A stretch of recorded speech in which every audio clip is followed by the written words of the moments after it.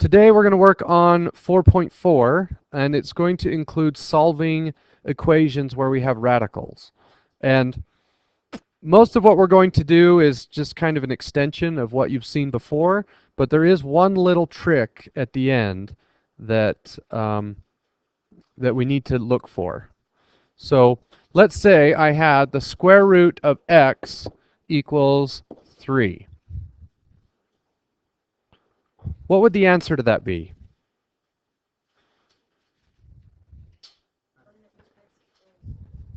X would have to be, what number can you plug in a square root and get 3 as your answer? 9. Everybody understand that? Would it be like plus or minus 9? No. What happens when you put a negative 9 in there? It would be 3i. So we don't need to worry about i's. We don't need to worry about pluses or minus. So algebraically, how would we solve this? How do you undo a square root? You square it. The opposite of a square root is a square. But if I square one side, I have to square the other side. And this cancels that, and I get x equals 9. Okay? All right, what about this one? The square root of x plus 1 is 5. That 1 is on the outside. What is that asking me to do?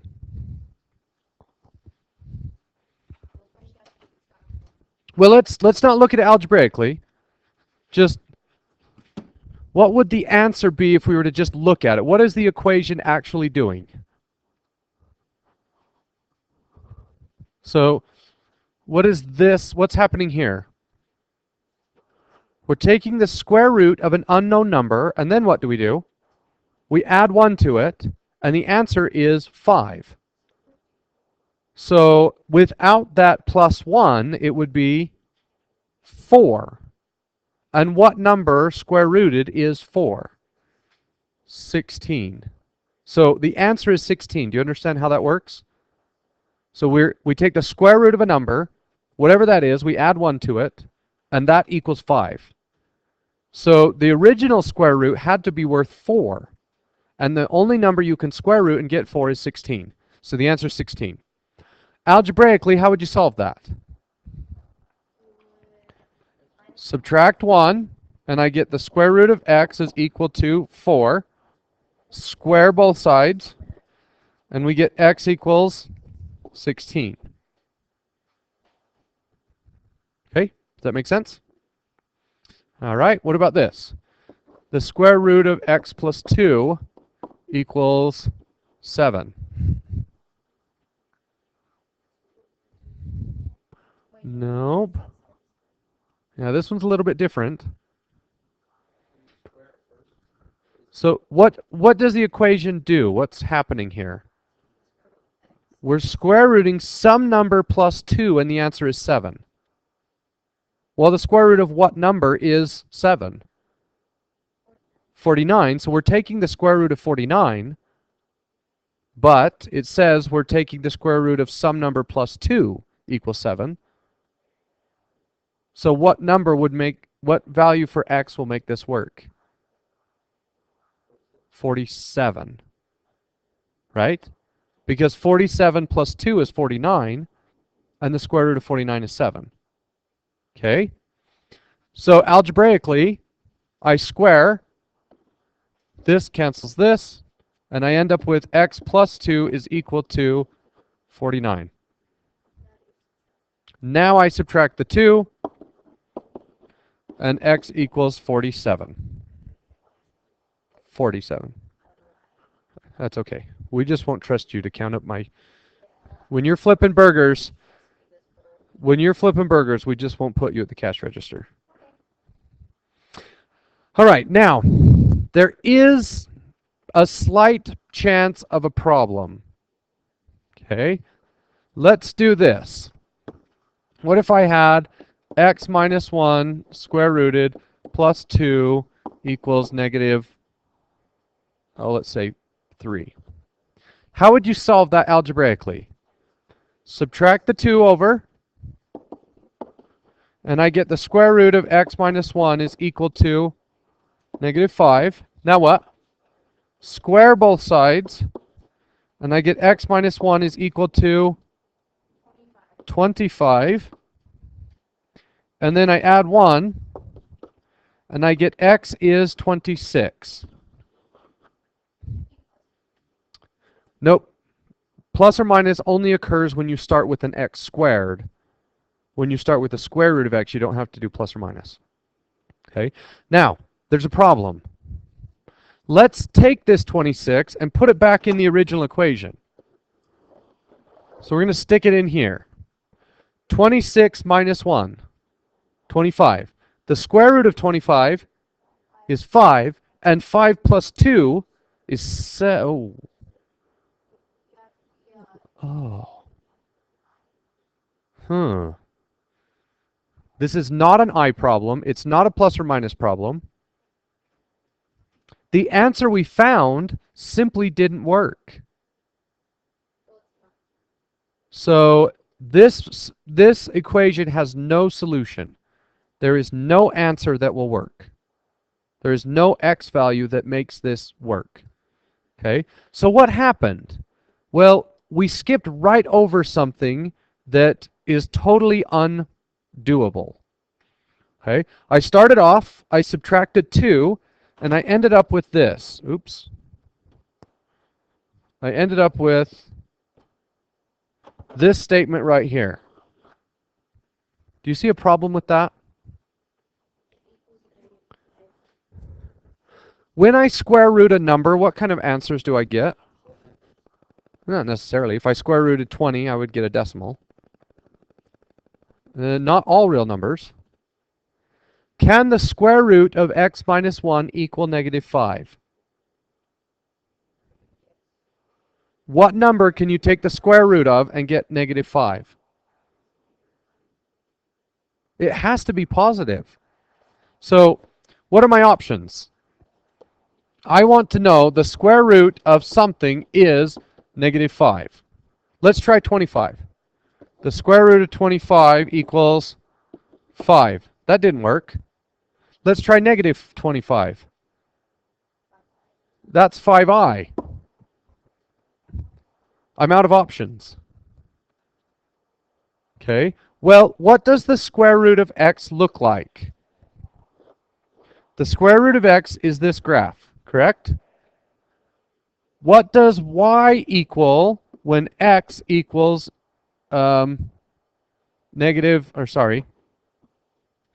when does this graph hit negative 5 on the y-axis? Never. It never hits it. Hello? Yeah. Only if you want credit for it. So, one thing you need to know about square roots is the square root of anything is always greater than or equal to 0. Right? What is the smallest number you can plug into a square root? 0. What is the square root of 0? 0. So if I were to do this chart, x and square root of x, 0 gives me 0, 1 gives me 1, 4 gives me 2, 9 gives me 3. When I start plugging in negative numbers, what does negative 1 give me? Nothing. It's an I, and I can't graph i's.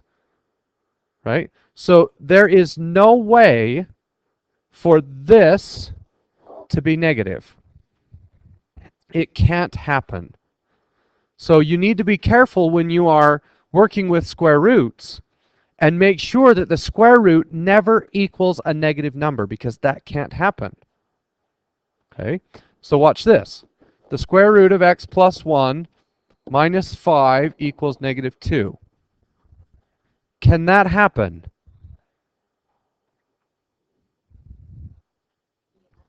Yes. Why? If I add the 5 over, I'm going to get the square root of x plus 1 equals 3. So this equation is saying we have a square root minus 5 equals negative 2. That's okay.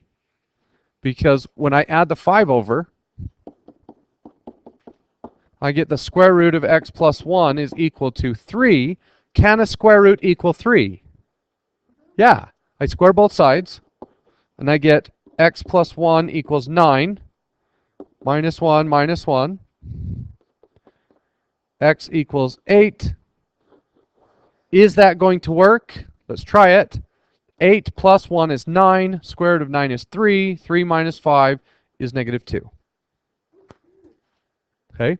So the way you determine on whether or not these have answers is you solve it, and when you get the square root equals a number, that number has to be 0 or bigger.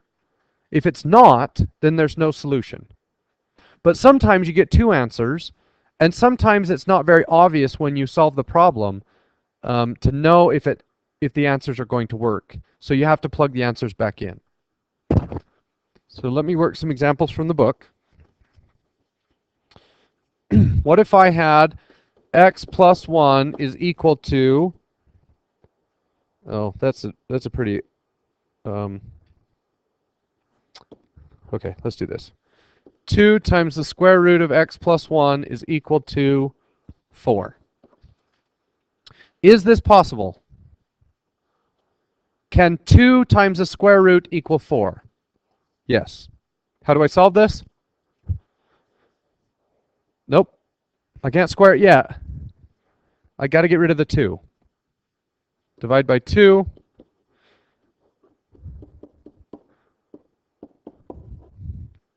Now what? Square both sides. X plus 1 is equal to 4. Subtract 1, and x equals 3. Now, is that going to work? Well, I know it is, but it's always a good idea to plug it back in. 3 plus 1 is 4. Square root of 4 is 2. 4 times 2 is, 2 times 2 is 4. It worked. Okay. What if I had a third root? So the third root of 2x minus 9, minus 1 equals 2. Do I have to worry about no solution if it's a third root? No. A square root graph is only half the graph, but a third root graph is the whole thing. So with cubed roots, you don't need to worry about fake solutions. They don't exist. Okay?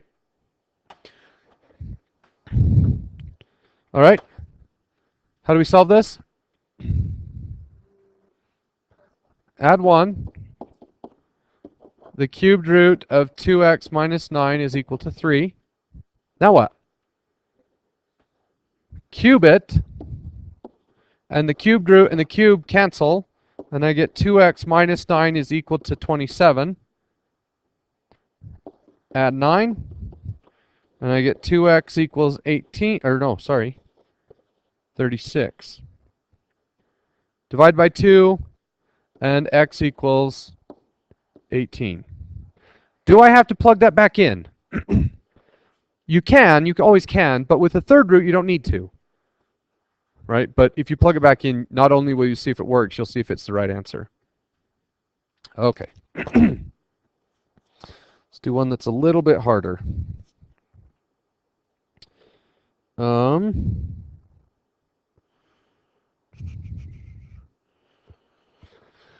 Let's do this.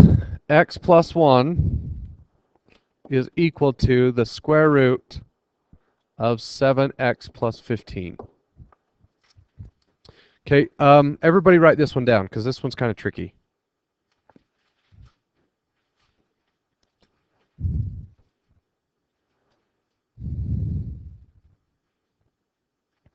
X plus 1 equals the square root of 7x plus 15.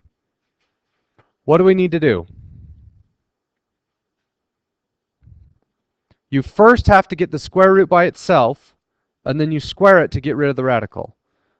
I already have it by itself, so I can square it. The right side's easy. This cancels that. How do I square the left side? X plus 1 times x plus 1. And hopefully you guys are far enough along now you can do that in your head. X squared plus 2x plus 1. Now, if you don't know that, you can stick it in the box and multiply it out. But it's always going to be x times x times 1 times 2, and then 1 times 1. So this is going to give me x squared plus 2x plus 1. Now what? So whenever I see x squared, I need to think quadratic. 2 answers. How do we solve an equation that has 2 answers? We factor it, unless it doesn't factor, and then we have to use a quadratic formula. So in order to factor, we need to move everything to one side. We'll check to see if it factors. If it doesn't factor, then we'll use the quadratic formula. I'm going to subtract 7x and subtract 15. X squared minus 5x minus 14 equals 0.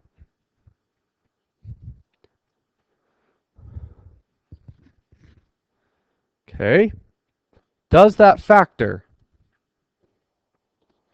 How does it factor? X minus 7 and x plus 2. So my roots are 7 and negative 2. Well, can I just throw out the negative because it's negative? No. How do I tell if those answers are correct?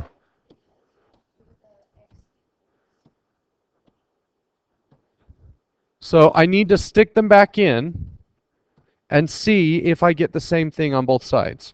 So let's try 7. 7 plus 1 is 8.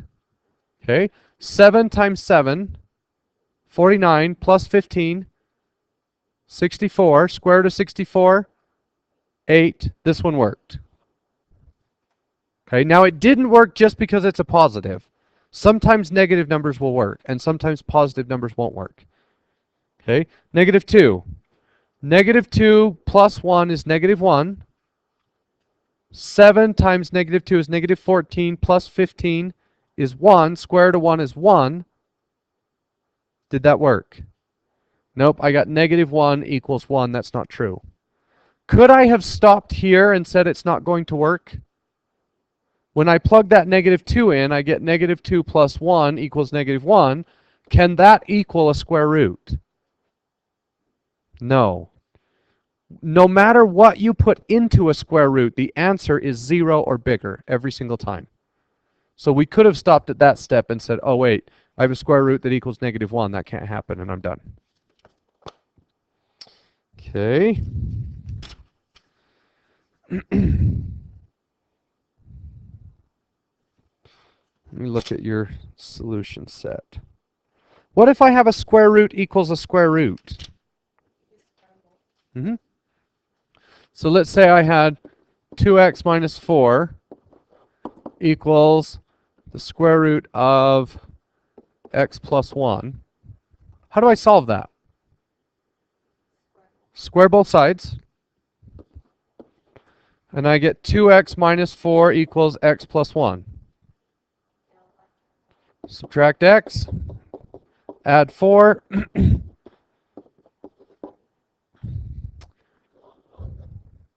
Let's check that. 2 times 5 is 10, minus 4 is 6. And 5 plus 1 is 6. The square root of 6 is equal to the square root of 6. Okay? So if you have a single square root, get that square root by itself and move everything to the other side.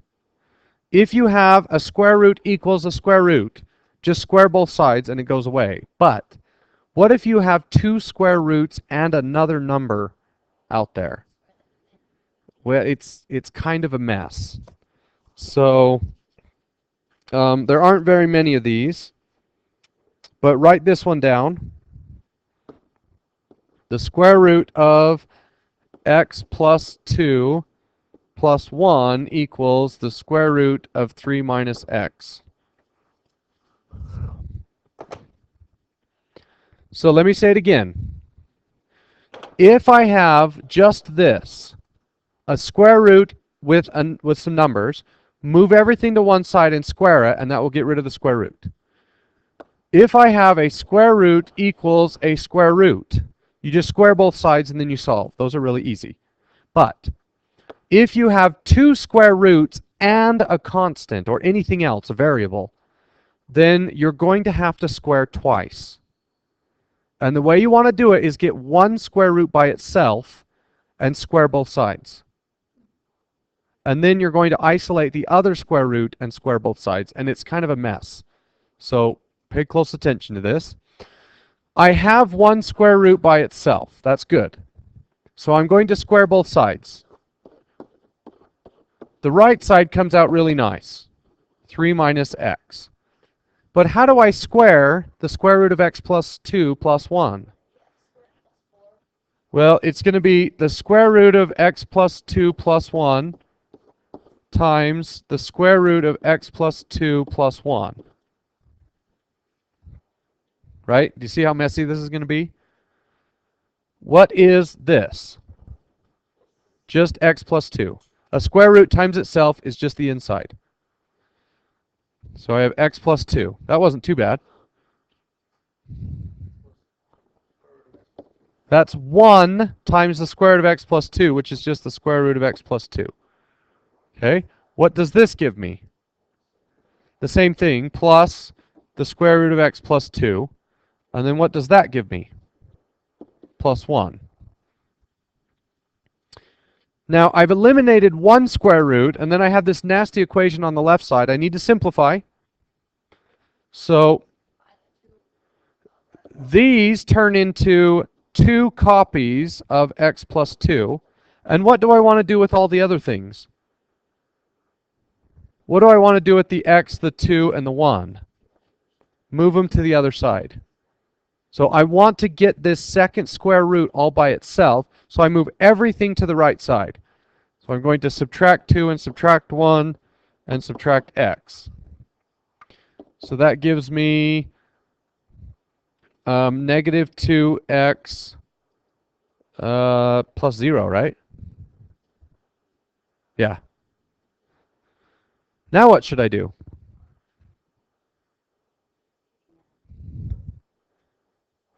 Divide by 2. And I get the square root of x plus 2 equals negative 1. Now what?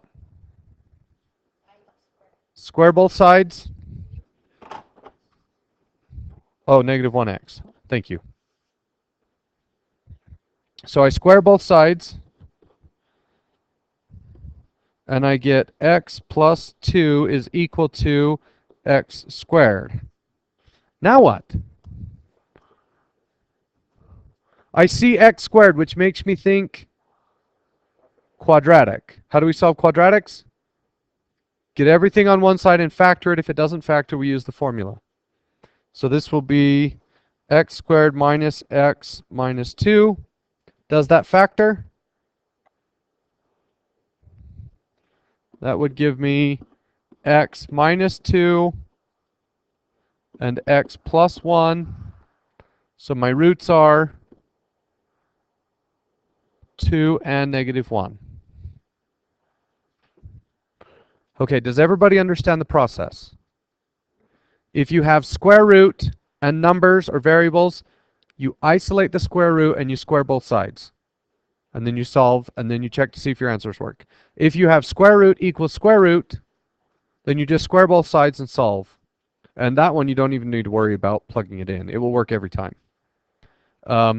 But if you have a square root and another square root and something else, you isolate one square root, like we have here, square both sides, isolate the second square root and square both sides, and then you'll get down and we solved the quadratic and we got 2 and negative 1. Let's check to see if those work. So we go up, back up to the top. Let's try 2. 2 plus 2 is 4. The square root of 4 is 2 plus 1, which is 3. And on the right side, 3 minus 4 is negative 1, and the square root of negative 1 is 1i. So 2 doesn't work because 3 is not equal to 1i. Does everybody understand that? Okay, let's try negative 1. -1 plus 2 is 1. The square root of 1 is 1. Plus 1 is 2. If we put it in the other side, 3 minus -1 is 4. And the square root of 4 is 2. And 2 equals 2, so it works. Okay? All right.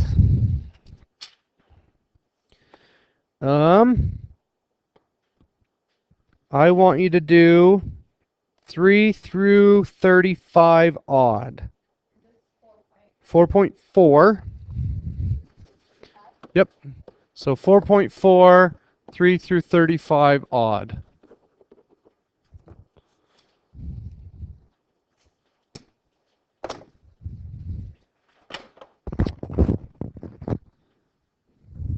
Okay, good luck.